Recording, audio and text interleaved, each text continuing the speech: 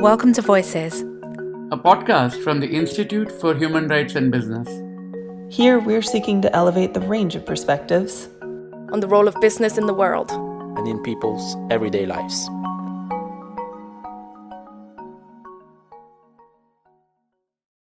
Hello, everybody. This is Haley St. Dennis with IHRB. Thanks for joining this Voices podcast. Usually in these podcasts, we feature those who are already working in the field of business and human rights to discuss dilemma, an example of good or bad practice that they're facing. And today's episode is a little different. Recently, IHRB worked with students undertaking their master's in marketing through Hult International Business School in London. We wanted to expose students to some of the challenges they may face in their future careers and why having a good grounding in human rights is an increasingly expected area of knowledge and practice in the business world. We wanted to tap into some of the new and interesting ideas students might bring to our work as well. So, spearheaded by one of Hult's student leaders, Sophia Wolkonski, we devised a competition, specifically around the way that migrant workers are perceived. Migrant workers are the backbone of the global economy, but they generally suffer from a negative image, that of hapless victim, job stealer, perhaps as a criminal element, you name it. If it's a negative perception, then migrant workers have probably been associated with it. That perception problem needs a change. And so the big question was, how can IHRB help to reframe negative portrayals of migrant workers in a more positive light, really as the agents of economic vitality that they are? Different teams of students set to work applying their formal marketing skills to this very real life situation. 4 teams pitched their ideas to us, which were each fascinatingly different from each other in the scoping of the solution, as well as the different levers they employed. And it was incredibly tough to declare a winner, but we're delighted to now be joined by both the winning team and the runners-up to showcase their innovative thinking. So welcome to the team and congratulations. Maybe you can briefly introduce yourselves and say where you're from, starting with Jian. Hi, everyone. Hi, Harry. Thank you so much for having me. I'm Jen. I'm studying at Hult International Business School. And yeah, I'm so excited to take part in this project. Yeah, thank you so much. Thank you. And Moni? Hi, my name is Moni. I'm from Cambodia. And Bushra. Hi, this is Bushra Sabir, and I'm from Pakistan. Wonderful. So first question, you chose Singapore as a focus area for your pitch. Why Singapore? Yeah, because nowadays millions of migrants have worked at these large industrial estates in Singapore for decades, and the size of the foreign workforce in Singapore has grown significantly because of their economic growth and the need for the country to augment its potentially diminishing population and workforce. This has powered the growth of Singapore's rapid ascent into one of Asia's 4 tigers. However, there are increasing labor shortages due to the rapidly aging population. Also, the unskilled migrant workers fill a very important gap as it is very difficult to find the unskilled locals. And as reported in the 2018, Singapore has over 1 million migrant workers. Yeah, so it surprised me. And comprising the 42% of its labor force. And about a third of Singapore's 3 million strong labor force is the non-resident, accounting for 90% low-wage temporary migrant workers. So to meet these needs of sectors, migrants mainly work in the construction, domestic work, and ship repair. They mainly come from different countries such as Thailand, Malaysia, India, and the Philippines. And although the employment of the migrant domestic workers is increasing, laws and public opinion are not entirely in migrant workers' favor in this country. So migrant workers are treated very differently. And first, they receive lower wages and benefits than other workers. And they don't have the same work conditions, especially the construction workers. And the excessive overtime is also a big problem. They often work for a long time without the payments. And the migrant workers cannot keep their passports, and so they have to submit their passports to their boss. This result the limitation of their freedom to some extent. Finally, they are unable to join any unions. This means that they have few opportunities to express themselves and have a sense of belonging. And what I want to say is that at the same time, the public have the negative attitudes towards migrant workers. Why I say that? Because first, migrants are regarded as low-skilled workers. The public thinks that there is no need for the low-skilled migrants. Second, they are considered illegal people. Media often inflame and exaggerate this situation, such as migrant workers being regarded as a threat to social order and national security. And third, they are viewed as a drain on the economy. In addition, the locals believe that migrants commit a high number of crimes. Finally, many people tend to perceive migrant workers threaten their country's culture and their heritage. So in their opinion, migrants have poor work ethics, so they think they cannot trust them. Yeah. Thank you, Jian. I mean, you paint that picture so vividly.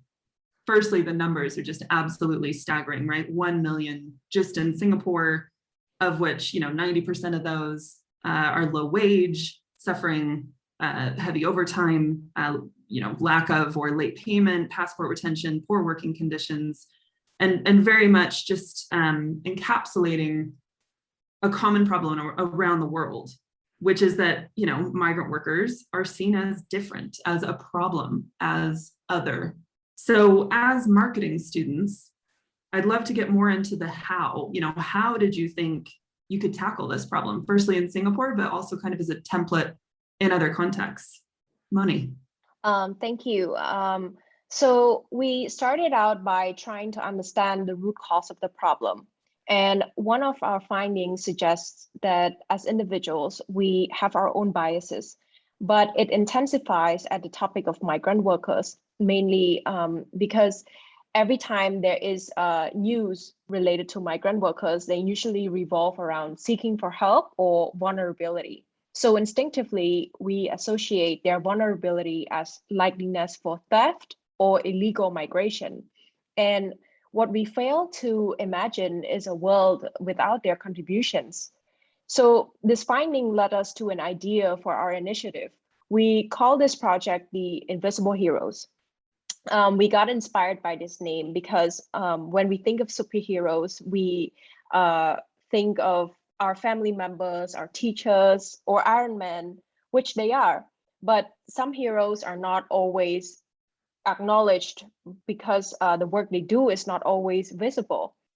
So this project wants to highlight migrant workers as superheroes in a way that they help build the foundation of the society we depend on.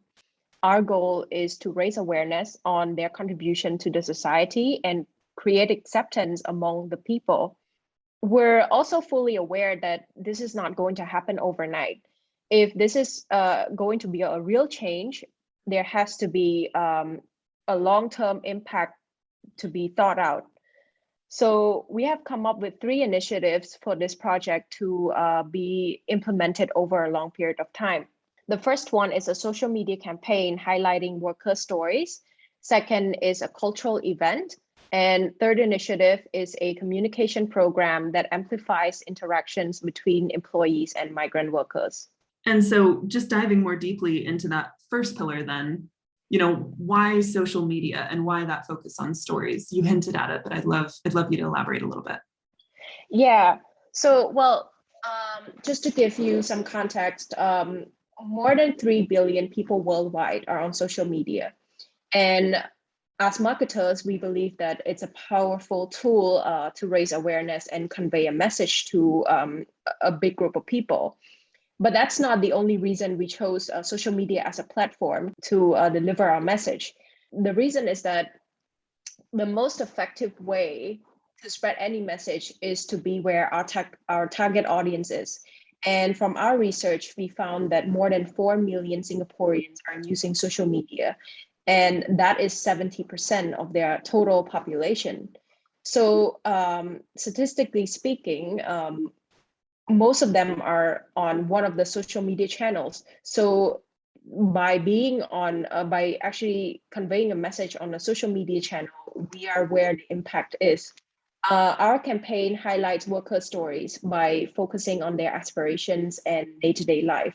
The thought process behind that is that we believe that if someone hears someone else's story, they will develop more empathy for them. And the key to narrating these stories is to use a positive tone and talk about their contributions in a positive way, instead of portraying them as a victim, which we see that a lot of media now, in the news, you see them talking about migrant workers like in a more victimized tone.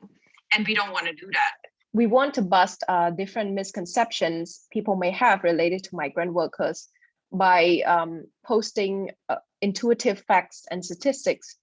For example, like Jian mentioned just now, people tend to associate crime rates with migrant workers, but reality is that research shows that they do not increase crime rates, but they lift the country's economy.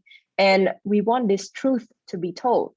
Absolutely, couldn't agree more. And I think what I personally really relate to there and what you said is the importance of platform and voice to those affected. Yeah. And I think that's a real challenge in the wider world of business and human rights, the disconnect between decisions being made in boardrooms or meeting rooms within companies and somehow ensuring that those voices and perspectives are directly integrated into that decision making.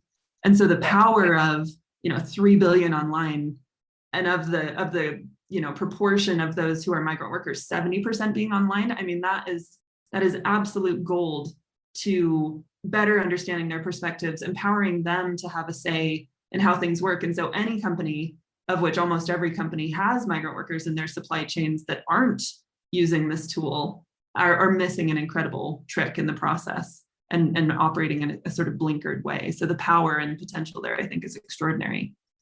So jumping in, I guess, to your second pillar, which was around a cultural fair. And in fact, we know this sort of fair is actually already happening in Singapore. But tell me more about the power of these sorts of events. Well, now there are 10% of Singapore's population are transient migrant workers. Most of them are construction workers and domestic helpers. Although some of them have lived in Singapore for many years, their talents and dreams are often unknown to their locals, and their talent often goes unnoticed in this city. So our initiative is a cultural exchange event. The objective is to promote the inclusion, social interaction, and community engagement. And we also want to change the public's mindset. And migrant workers are not only laborers, they are writers, singers, and musicians. Also, we aim to foster the mutual understanding between the locals and migrants and give a voice to the migrant workers. So the topic of this event we planned can be "This is my life." Through the Migrant Festival, we can promote multiculturalism. In this way, I think migrant workers can show their talents and rich culture and the artistic heritage can be shown to the public. We will give the migrant workers a platform to share their own stories and through the art and cultural performance. and including a wide array of some music and dance and film screenings, photography, poetry, something like that. We can also organize online and the offline activities to cover more target audiences, to engage more people in the cultural events. Therefore, the locals will experience the workers' life and more understand their feelings, I think. And migrant workers will have a sense of belonging, and viewers will understanding the diversity and the inclusion in this city. Absolutely. And the other one for me that you didn't mention, but is so important, is food. And they're incredible cooks. And obviously, the diversity of food and meals that can be had in a cultural festival like this are so rich. And also there's no better way, I think, of getting to know someone and understanding them than sharing a meal and sitting down at a table together. Yeah. So your third and final pillar then focuses really specifically on employer engagement. And it's an area that's still badly needed, despite 10 years of the guiding principles of IHRB, certainly working via the DACA principles in this space. And so your focus has been on engaging suppliers to understand their role in the value chain and educating the wider employee base as well of the role that migrant workers play and how they should be or aren't being treated equally. And this is such an important piece of work, something we work on every single day. So Bushra, I'd love to hear from you what you see to be the challenges involved in doing that effectively. Yeah, so over the past year, due to the constraints brought upon us because of the pandemic, the perspective of acceptance is changing. It has made us realize that acceptance is a choice, sometimes most certainly a hard one to make. But once you make that choice and accept the situation, it makes things a lot easier for you. That acceptance actually helps you adjust, finding new ways and probably better ways to work around things. And same is the case with the stereotypes and negative perceptions, because people have not been effectively presented with the choice to see it otherwise. So the challenge here is for the recruitment agencies, especially the migrant worker employers, to identify the significance of the need to present this choice to their wider employee base, the choice to accept by making them aware and making them see the other side of the picture. It's no secret that commercial firms are always working towards some sort of monetary benefits, and if they could relate it with the need of creating acceptance, this could be a way to turn their attention to this gap. And actually, research shows that happy workers are 13% more productive. My point here being that the returns are high. Employee engagement and acceptance programs not just serve the purpose of the well-being of the workers, but can bring amazing results for the firms as well. So what I'm saying is that it's not just a win, it's a win-win for both the sides. And for this reason, our idea was to launch reciprocal mentoring programs in migrant worker employer firms. It's a two-way knowledge and experience sharing that doubles the effectiveness because it brings a value addition for both the participants, acting as the mentors of each other.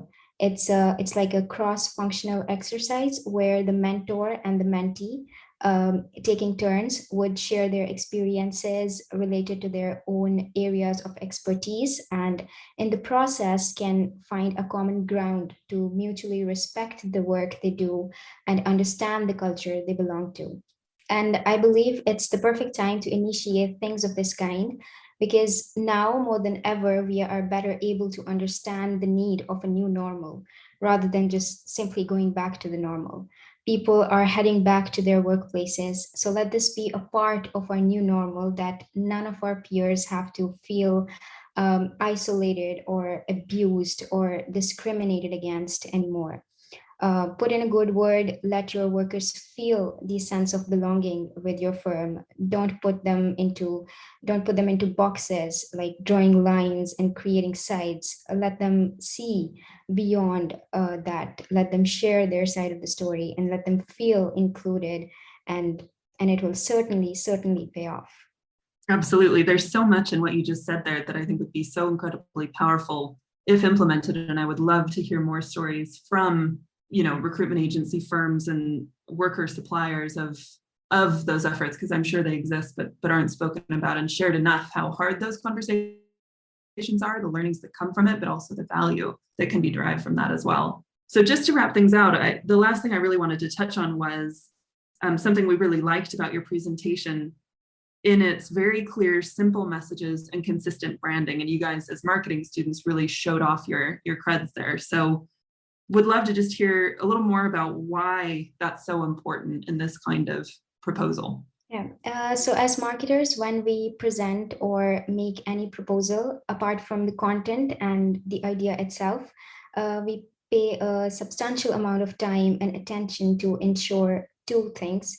One is the ease of understanding, and the second is the engagement through aesthetics. It's important to know that your proposal or your idea is just as good as the person you're presenting or pitching to can understand. So the more you complicate your pitch, the more it is difficult for the listener to understand. So the key is to keep it simple and relevant. Structure your deck like telling a story to keep the interest and flow together. And secondly, the aesthetics. They are obviously so important. Your aesthetics can just be as distractive as they can be engaging. So you have to be very careful with things like selecting your color scheme, the pictures you put in, and the text you add. For instance, with our project, Invisible Heroes, we chose black and yellow as our color scheme because on one side, black represents strength and authority, and yellow on the other side, is in relevance to sun, represents hope and happiness and friendship. And together they cover the whole concept of our idea of invisible heroes. So this actually helps to passively influence the level of engagement. And similarly, what you are saying and what you are presenting visually should complement each other. So don't put too much visual or too much text that one would not be interested in what you have to say. So you need to find the perfect and the right balance between both. Absolutely. And you guys did that tenfold. And we'll be putting your presentation online for people to really get their teeth into and see it firsthand. But what you say is so important in really every field of life, but I think especially in the world of human rights, which so easily falls into, legalese, jargon, the number of acronyms and alphabet soup in this space. And the challenge is incredibly stark in making human rights accessible and understanding how they come alive in day-to-day life and the power that comes from embracing the human rights framework once you get past the sort of scary language that it can be in the first instance. So well done, you guys, for all the wonderful thinking. IHRB will certainly be looking at how to put this into practice, COVID depending, of course, and a lot of the elements you talk through are physical, and we can't wait to get to a safe space to actually take some of this up. But in the meantime, thank you again and congratulations. I hope people enjoyed hearing about it. Reach out to us if you did, and we'll try and make any connections we can. And good luck with the rest of your course and future careers. Thank you. Thank you so much. So I'm now going to turn to our second team. I'd love to just have you each briefly introduce yourself and where you're from, starting with Andrea. Hello, everyone. I'm Andrea Franzetti, and I'm from Italy. And Daria. Hi, I'm Daria, and I'm from Moscow, Russia. Jacopo. Hi, I'm Jacopo Nico, and I'm from Italy. Philip. Hi, this is Philip Lanzeritz, and I am from Austria. And Jacqueline. Hi, I'm Jacqueline Bittricher, and I am also from Austria. Now, you took a very different focus, honing in on art, long known as a powerful medium for changing perceptions, stirring engagement, and opening minds, but you added a very modern twist. NFTs, or non-fungible tokens. Firstly, for those like me that are just learning what those are, can you give us a brief explainer of NFTs and why you think they're a useful medium for this challenge? Yes, NFT stands for non-fungible token. Non-fungible means that you can interchange with other goods or assets of the same type. Let me be a bit more precise.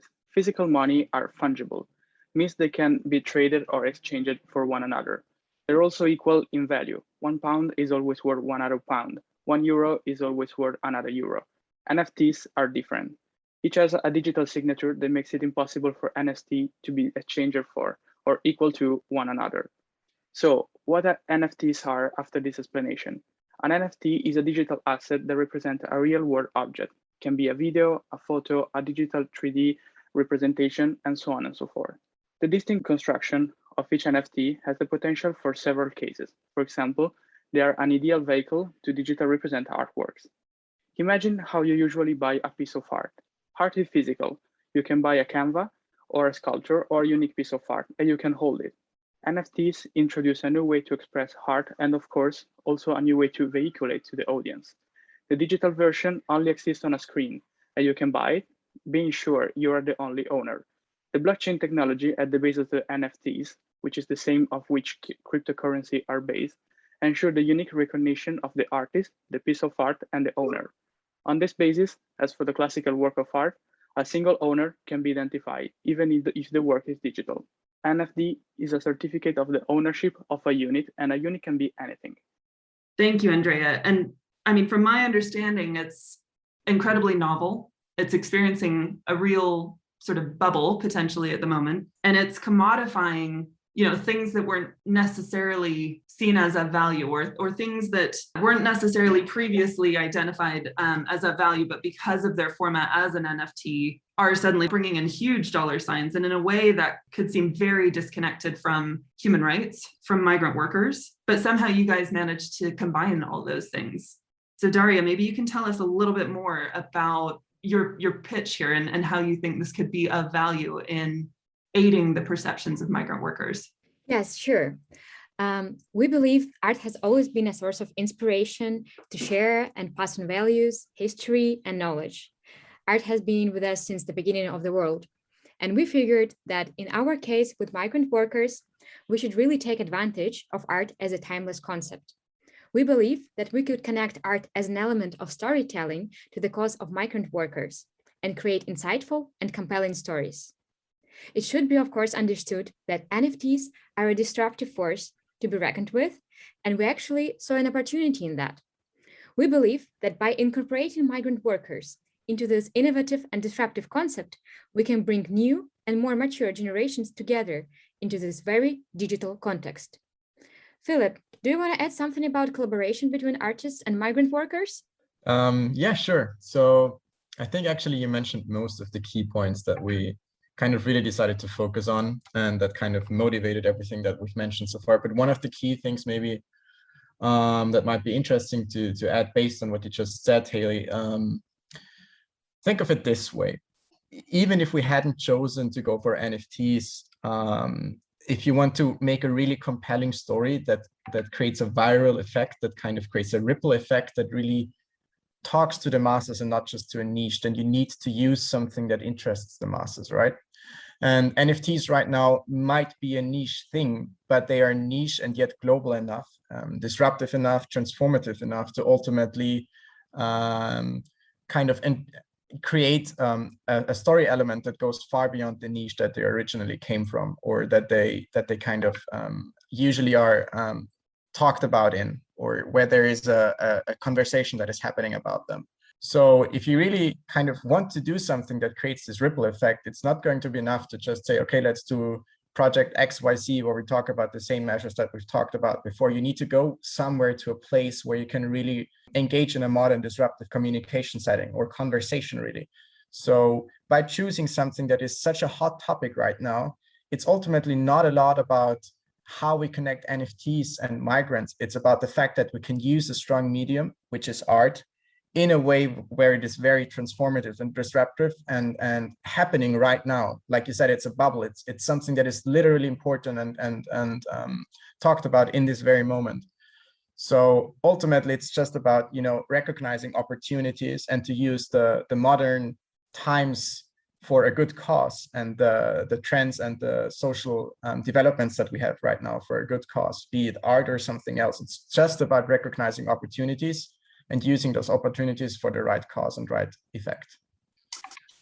Absolutely. Couldn't agree more. And it's as you say, a very disruptive idea. I mean, have you seen collaboration between artists in this way before, either with NFTs or with migrant workers in your research? Honestly, I think this is the first time, or at least our project, our idea would be the first time that artists collaborated with other people. That's what we found out. Actually, we saw a couple of documentaries about it, and there was a competition between different artists, but they weren't actually collaborating. That was mostly a competition, so it wasn't about helping each other out. One case where deadmau5 and another artist actually collaborated together in this competition that I mentioned, and the final NFT resulted in a collaboration between the two artists. So that may be an example, but still nobody have done a collaboration between common people and actually artists in an NFT. So yeah, that would be the first case. Yeah, I mean, hope certainly to see many more of these cases, not least because so many migrant workers themselves are artists, musicians, painters, sculptors, whatever it may be, poets. And when you get a chance in a major migrant destination or origin country to see their work showcased at local cultural festivals or otherwise, you're absolutely floored by their talent. And so this, again, is another way of just lifting that up that I, for one, fully support.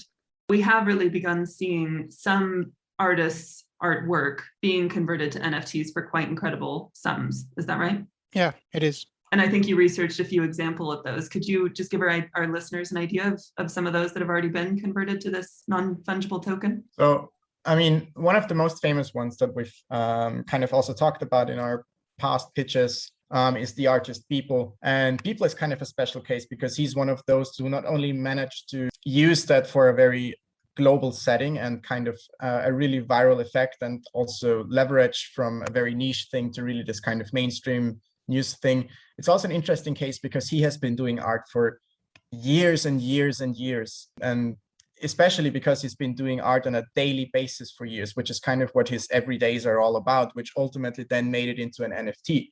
But even though NFTs are kind of a keyword that keeps happening here, the keyword is still art, right? It's just a new form to talk about art and to collaborate in a digital format of art and to kind of give more leverage and meaning and regulation in a certain sense, which is a bit of a paradox because it is regulation without actually being regulated. But let's not digress too much. So it's a really interesting, way, and People kind of he uses art to create very disruptive and also controversial settings, and he's just one of many examples. Like we could also talk about Pak, which is another artist who also creates very disruptive settings. Ultimately, it's all about using art to generate a story, right? No matter what you're talking about. I mean, even something as classic and old as the Mona Lisa was also just about using visual elements to create a story. And this is a very new and modern way to do it, using very new and modern language. So why not use this as a chance to kind of really tackle into migrant workers or migrants in general, which have been an issue for years now, but at the same time are a very modern and important issue right now. So we can kind of cover the whole range with just one topic in a way. Yeah. And the other thing I really love about this idea is that, as I was trying to say before, NFTs in a way just commodify things, and they sort of seem to attach dollar signs to some things that can come across as very kind of flippant or maybe meaningless, random memes or what have you. And this really tries to connect an artist with the migrant worker. And to the points you were touching on, Daria, trying to really elevate the stories of migrant workers, the incredible contribution they make, or the experiences they're having within this very globalized economy that they are contributing so directly to. I mean, do you want to say a little bit more about your motivation for joining up the artist with the migrant worker to help tell their story and have the migrants themselves create this art with them? Yeah, well, I do think that we have touched up on this point throughout our conversation, but we believe that art is a story itself, and by collaboration between artists and migrant workers, we can capture the significant moments of lives of migrant workers and showcase them on a wider audience and tell those stories to people who are not aware of the situation in any way. And that is why we decided to also collaborate migrant workers with well-known artists in order to get this wider audience and to bring together new generation and older ones. Yeah, absolutely. And I think the other big area of potential in this idea is the fact that so many business leaders in the world today themselves are migrants, often maybe not referred to that way, speaking to the perceptions of sort of the way migrants are framed, but nonetheless a move from one country to another for a job that they've become very successful in, and in a way could demonstrate their leadership, but also their common humanity. This is a really good point that you made, because of course, there are many business people who were migrant workers at first, but they climbed this really hard ladder. And when and if this whole thing goes live, those business people will see themselves in those arts. And this is also, I think, good for recognition of those migrant workers and of their possible future and of their challenges. Absolutely. And so, Jacqueline, it sounds like this is something that could really work on a global level, but I know you guys took London as a case study as the major arts capital that it is, but also one of the biggest cities of migrant workers in the world. So can you explain to our listeners your ideas for how you could showcase the art that would be developed, the migrant workers' stories and the advocacy messages within all of this at that very physical and local level? Well, what you just said is partially the reason, Really simple on the one hand, it's on the other hand a little bit more complicated than this. We all know London is a very unique city, and sometimes it's more than just the UK's capital. It can be considered one of the world's capitals. So London is a city for tech and disruption, as we already said before, just as much as it is a capital for diversity and a cultural hotspot. Just last year, a total of 715,000 people migrated to the UK. And London as its center calls 35% of those their homes. We have multiple cultures and people meeting and interacting here. So it's a bit of a no-brainer that we chose this city with all of its diversity and strong potential for art as one of our, case study capitals. And the city itself provides a lot of history everywhere around. No matter where you go, you're interacting with art, may it be graffiti, may it be architecture. The city has a lot to provide, and most of them are made free to the public to educate them. The same goes for NFTs. They are rich in diversity in its usage and the interest of many different generations, target groups. There's endless potential, basically. And if you couple that with the fact that a huge part of the social media is reliant on the English language, and it is one of the most spoken languages and probably the most important language in the world, also a huge part why we chose London as a starting point. And to give it a more transformative and relevant context, this could be also used as a global project. But we've thought about Singapore, we thought about Dubai, using as Eastern migrant hotspots. But London itself just combines a multitude of factors that we considered more relevant as an initial starting point. So if this was a project with unlimited budget, this is something that you could do. Going into a global context, make it very, very big.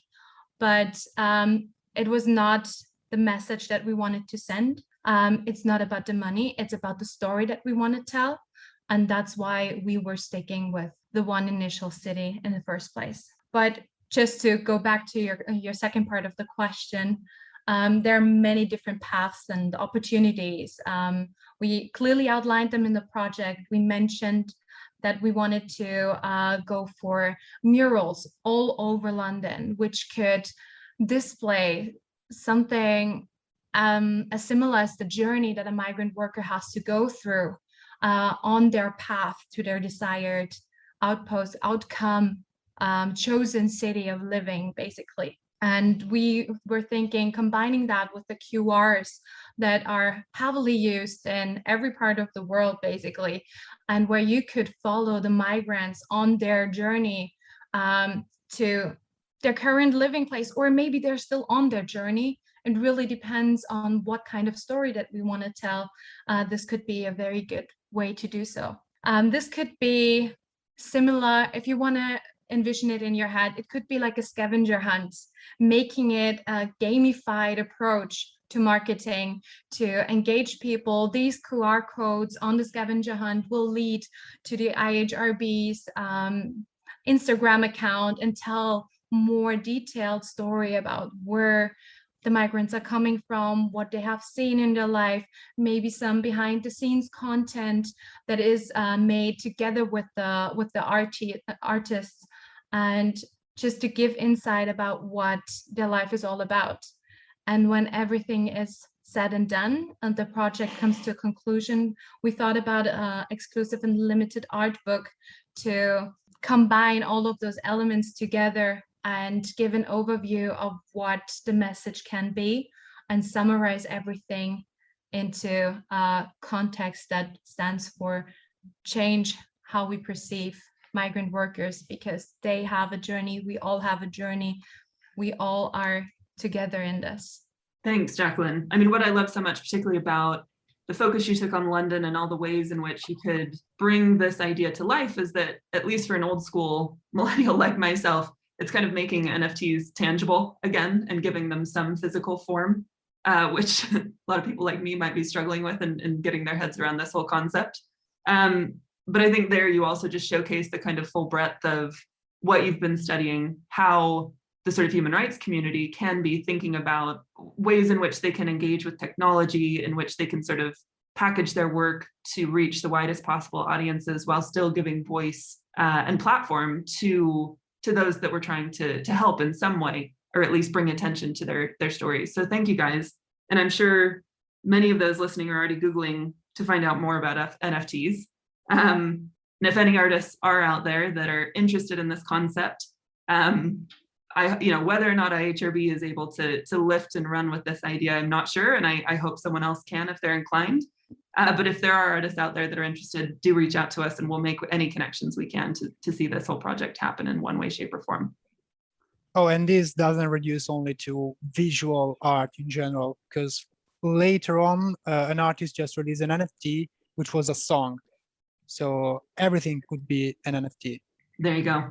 Thank you to both teams for their great ideas, super hard work on the challenge, and sharing them today. Both really packed in new and refreshing insights, certainly for me, and I'm sure for others. And they were also beautifully and effectively presented, and we'll be uploading those presentations to the podcast page for people to really get their teeth into. IHRB was delighted to work with Hult University students in this way, and we're excited about future collaboration. We're always very aware that the business students of today will be the ones addressing some of the world's key human rights dilemmas of tomorrow.